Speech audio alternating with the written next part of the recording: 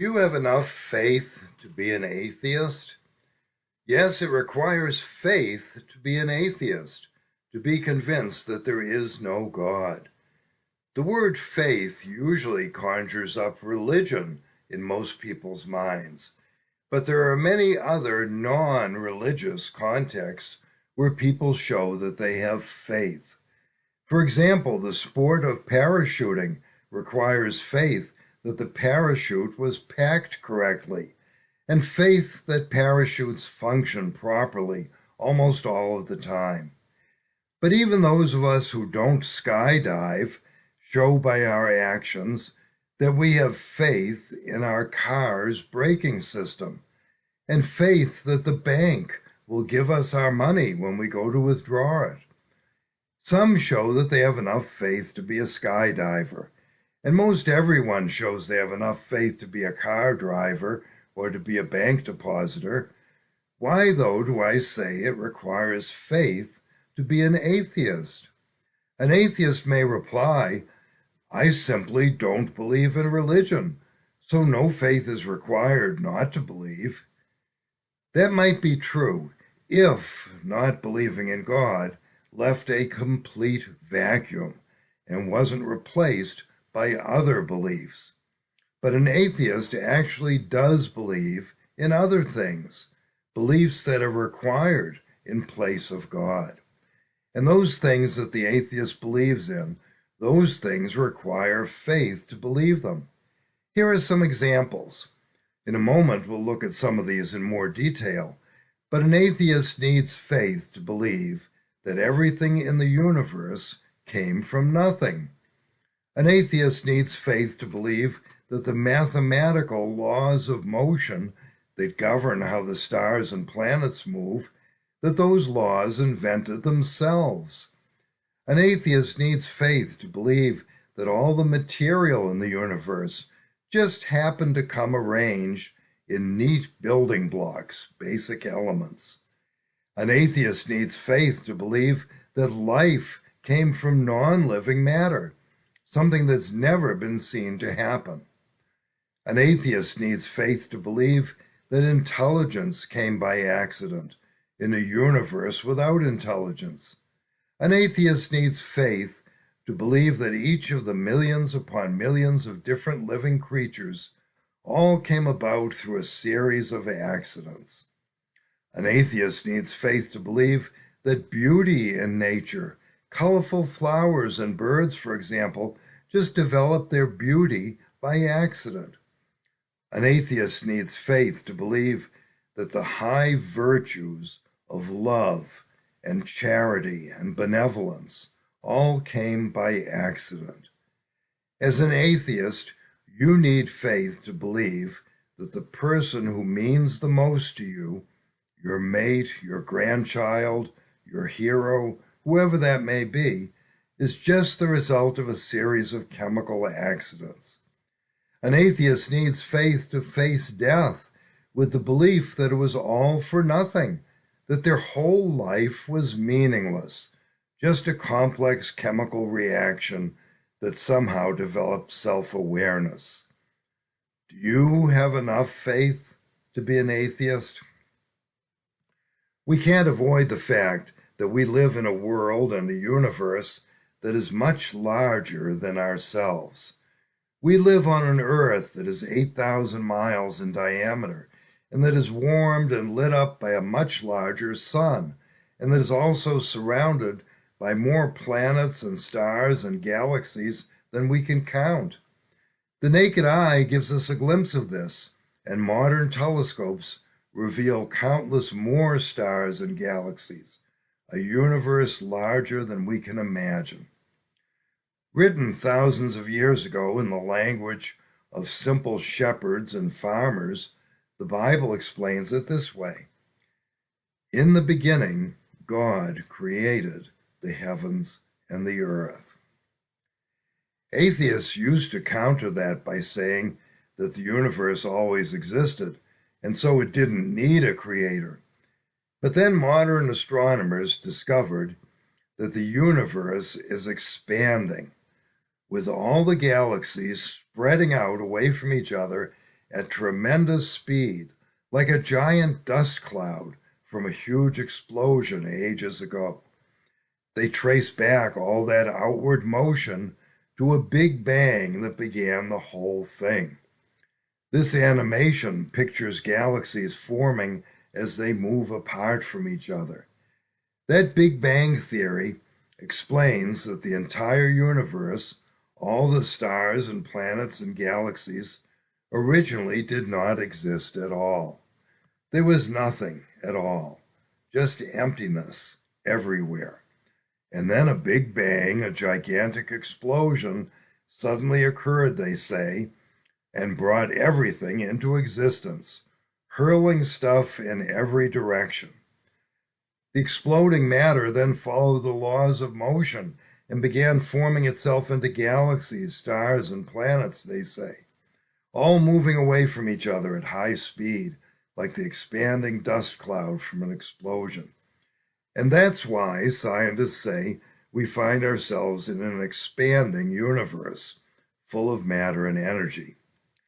If you're like most people, you don't spend much time thinking about where the world we live in came from. But if you do think about it, you're faced with the question of what caused the Big Bang.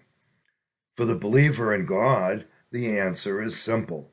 God caused the Big Bang when he created everything that we see.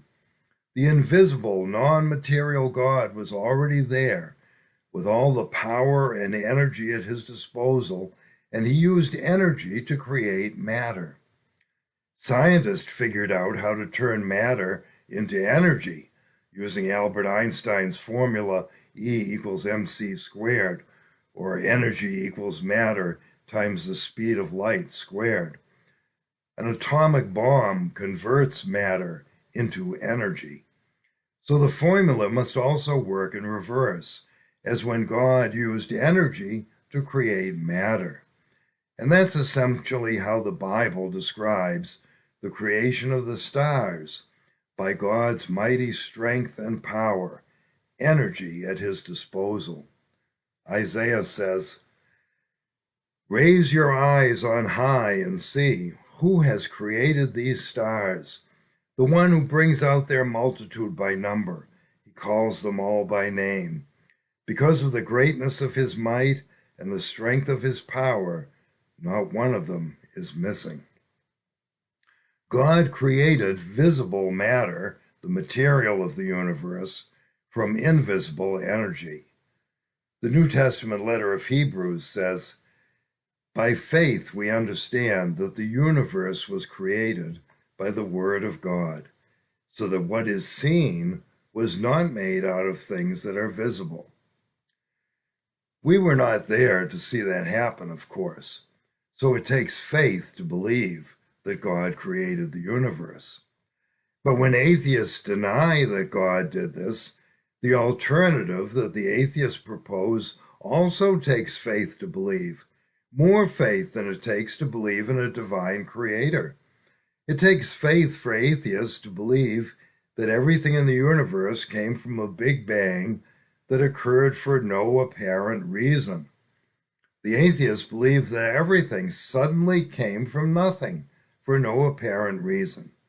They believe that the whole universe just suddenly sprang into existence. Well, it takes a lot of faith to believe that. Do you have enough faith in atheism to believe that everything sprang into existence without a creator? But that's not the only thing that requires faith to be an atheist. There's also the way that the material universe around us behaves. The universe follows laws. Sir Isaac Newton in the 1600s first discovered the mathematical equations of the laws that the universe obeys. Newton didn't write the laws of motion, he just uncovered the laws that govern how material moves. These illustrations show the working of Newton's laws of motion. These universal laws of motion control everything, from the motion of stars and planets to the motion of a soccer ball in the World Cup. And Newton found that all objects move according to strict laws governed by mathematical equations. How could that be if there were not an intelligent creator who used those equations when he built those laws into the matter that he created? Around the same time as Newton, Johannes Kepler discovered more details about how stars and planets move, and he found that there are other mathematical formulas, laws of motion, that huge stars and planets obey. Kepler's 3 laws of planetary motion are illustrated here. But Kepler didn't write those laws. He just simply discovered that these laws were already in place. Astronomers use these formulas in Kepler's laws to figure the movements of planets, and rocket scientists use the formulas to enable their rockets to reach their targets. It's impossible to operate in outer space without following these strict mathematical laws. But Newton, Kepler, and today's rocket scientists are not the ones who wrote those formulas in the first place. They only discovered that the universe came with these laws built into it. It takes a lot of intellectual ability just to understand these laws that govern the physical universe. People who believe in the God of the Bible know that he is the one who wrote those laws. But an atheist has to have faith that such brilliant mathematical laws came into existence by themselves, that these mathematical formulas wrote themselves without an intelligent mind to write them. Do you have enough faith to believe that? Do you have enough faith to be an atheist? And then there's the material itself, the material that everything in the universe is made of. Everything from chewing gum to diamonds, everything from scrambled eggs to skyscrapers, everything from potato chips to computer chips. First glance would make us think that there must be billions of different building blocks, tiny little particles that make up diamonds, and different little particles that make up chewing gum. But as this scientific chart enumerates them, there are fewer than 100 basic elements that make up the billions of different things on Earth. For example, the element carbon, shown as the letter C in one of the blocks near the top of this chart. The element carbon is one of the elements that the universe is made of. And carbon is the basic building block of diamonds, potato chips, and scrambled eggs. The Creator designed the universe in such an amazing way that a few basic building blocks could simply be arranged differently to make everything from airplanes to chicken soup. The millions and billions of different things we see are all made up of these same 90-some-odd elements. Do you have enough faith to believe that such an amazing set of building blocks could come into existence by accident without an intelligent designer? Do you have enough faith to be an atheist? And what about the things that add joy to your life? What about the beauty that you appreciate in your garden or in the natural world around you? The beauty of flowers, birds, and animals. Did all of that come about by accident from a harsh explosion of matter, followed by a long series of chemical accidents? Or is there a loving creator who took delight in creating roses and hummingbirds and the ingredients that make beautiful sunsets? Do you have enough faith to be an atheist? What about your sweet little grandchild? Is that little darling just a complex chemical reaction with no soul or spirit, just a mass of organic matter? What about your best friend, even if that best friend happens to be a loyal Labrador retriever? What about the person you value and cherish the most, the individual who brings you joy and delight? Are you deceiving yourself when you love that person? Are they really just a heap of organic molecules, a collection of chemical reactions set in motion long ago by a series of chemical accidents? Or is their personality a reflection, although imperfect, a reflection of the loving Heavenly Father who gave life to the first man and woman made in His image? Do you have enough faith in atheism to believe that your friend, your loved one, is just an accidental chemical reaction and nothing more? And do you have enough faith in atheism to believe that about yourself as well? Do you really believe that everything you've worked for, everything you've tried to do all your life, is really pointless self-deception? Do you have enough faith to be an atheist? Do you have enough faith to believe that when you die, the end of your life will be no more significant than a cigarette burning out in an ashtray or a spinning top winding down and falling over? Atheism leads to the conclusion that your whole life was for nothing, with no lasting value. That doesn't make sense. Deep down, you know that it doesn't make sense. That's because there really is a God who created us. He created us for a purpose that involves eternity, not just the few years we spend here on earth. The facts we've examined show that atheism doesn't really make sense. It doesn't fit the facts of the universe around us, and it doesn't fit the facts of life. I myself was an atheist, strongly convinced that there was no God and that all religion was false. But as I examined the facts, I lost faith in atheism. I no longer had enough faith to be an atheist. And when I examined the Bible more closely, I found that it fit the facts better than atheism did.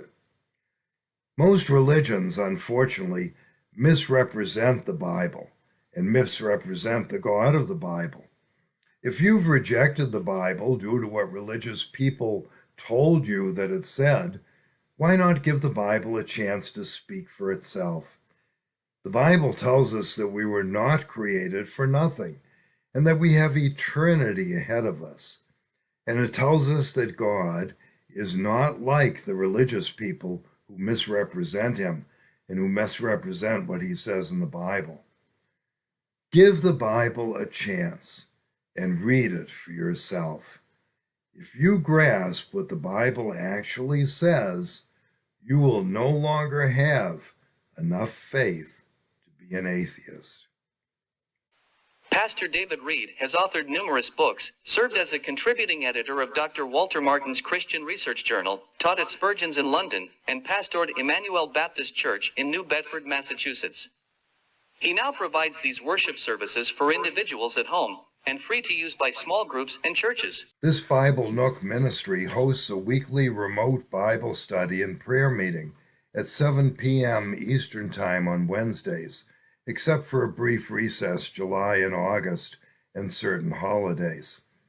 You're welcome to join the free informal study via the phone or Zoom information displayed on the screen and on Facebook.